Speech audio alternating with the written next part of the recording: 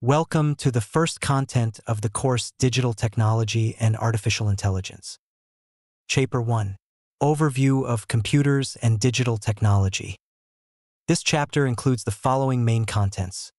Overview of computers and digital technology operating system and digital working environment managing and applying common software connectivity standards and peripheral devices, computer networks, and the Internet of Things, IoT. The final part is practice in managing computer resources. Let's start learning the basics. What is digital technology? In essence, digital technology is a collection of technologies that revolve around the processing of information in digital form. It works based on modern electronic computer systems. As a result, complex and diverse types of information in real life, such as text, images, audio, and video, can be converted into discrete digital signals. These digital signals are then processed, stored, and transmitted by the computer at a very fast speed and with high accuracy. This helps humans exploit and use information much more efficiently than traditional methods. Simply put, digital technology is the foundation that helps us turn everything into digital data and thereby process and exploit it to serve learning, work, and life. Next, let's look at the core technologies that form the foundation of digital technology. There are 5 main groups, often abbreviated as IABCD. IoT, Internet of Things, connects devices, sensors, and machines to the Internet for automatic data exchange. Example: smart homes, self-driving cars.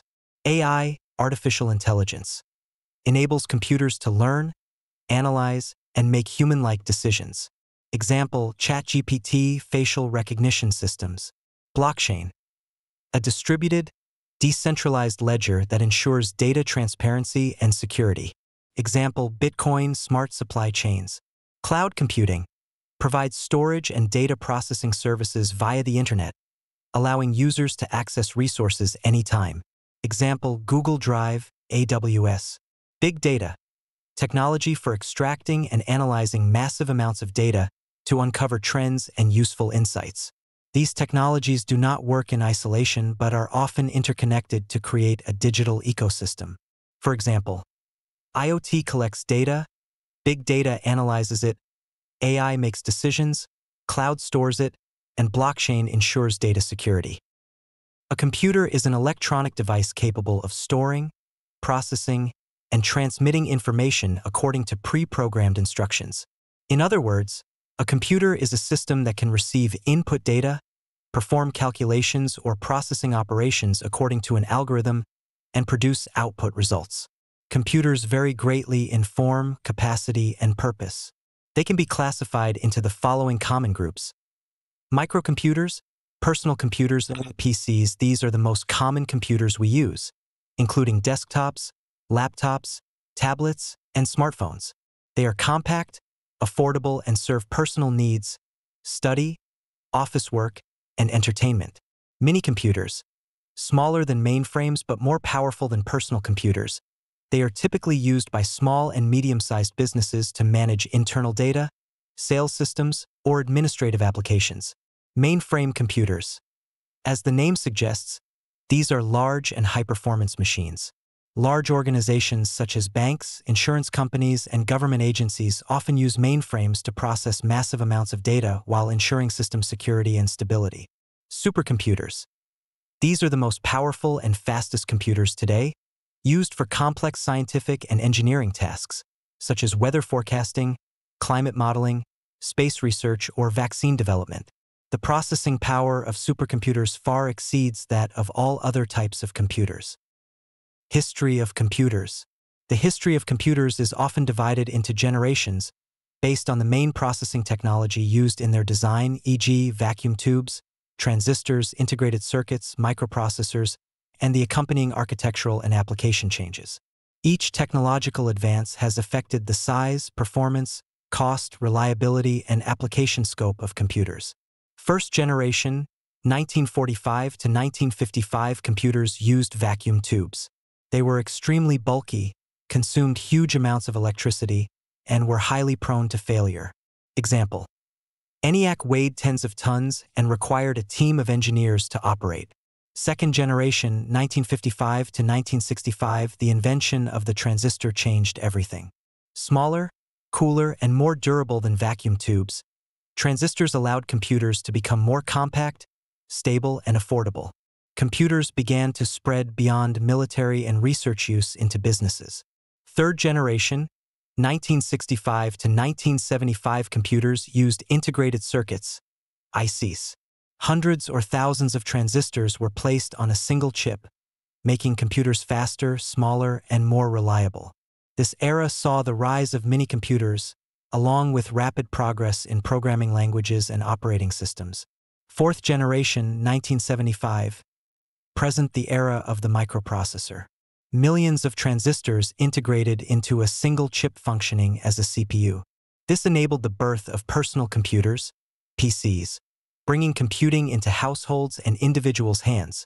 Laptops, desktops, and smartphones are all products of this generation.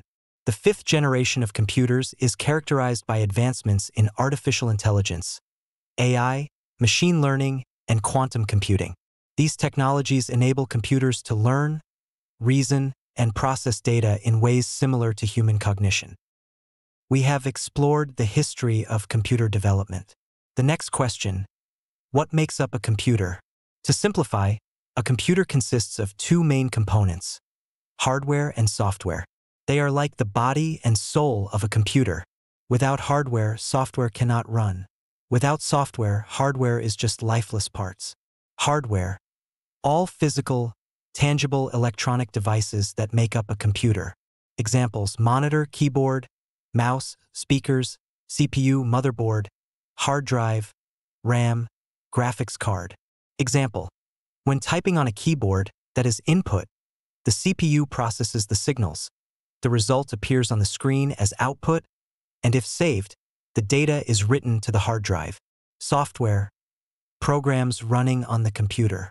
Intangible, but it controls all hardware operations. Example: when you open PowerPoint to create a presentation, the software needs Windows to run. Windows controls the CPU, RAM, and display so your presentation appears on screen. Thus, software and hardware are tightly connected. Conclusion: hardware is like the body, software is like the mind. Modern computing power comes from the integration of both. In the previous section, we saw that a computer has two main components: hardware and software. Now, let's take a closer look at the hardware to see how it is categorized into different device groups and what role each group plays. First, the processing devices, the brain of the computer. CPU, central processing unit responsible for performing calculations and controlling all operations in the system. Next, the storage devices. These keep data, both temporarily and permanently. RAM, temporary, high-speed memory. Data is lost when the computer is turned off. HDD, hard disk drive. SSD, solid-state drive, long-term storage, with SSDs being faster than HDDs. USB, DVD, external storage media. Next, the input devices. These are the tools that allow users to enter data into the computer. Examples: keyboard, mouse, microphone, scanner.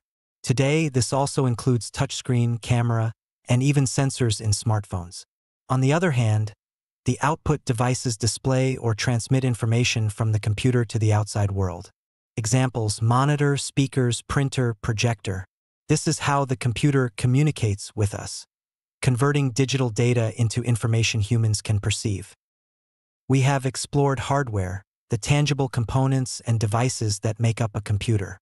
However, hardware alone is like a lifeless machine, unable to do anything. To breathe life into the hardware, we need software. Software consists of the programs that control the computer, enabling it to perform the tasks humans desire. The first type is system software, the most typical example being the operating system, OS. The operating system serves as the foundation. It is responsible for managing and controlling all hardware components: CPU, RAM, hard drive, peripheral devices. Next is application software. This type of software is designed to help users perform specific tasks. Examples include Microsoft Office for word processing, spreadsheets, and presentations. Web browsers such as Chrome or Firefox to access the internet. Finally, there is programming software. These are tools for software developers. They provide an environment to write code, compile, test, and debug programs. Such tools are usually called IDEs, integrated development environments.